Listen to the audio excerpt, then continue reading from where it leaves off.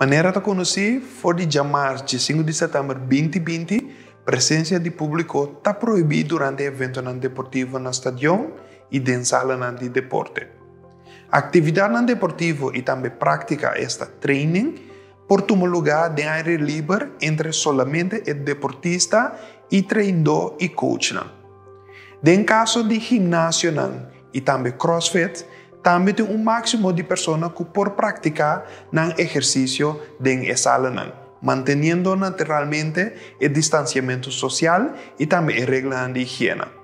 Se trata de 25 pessoas máximo que vai de gym, ginásio e também crossfit para fazer exercício.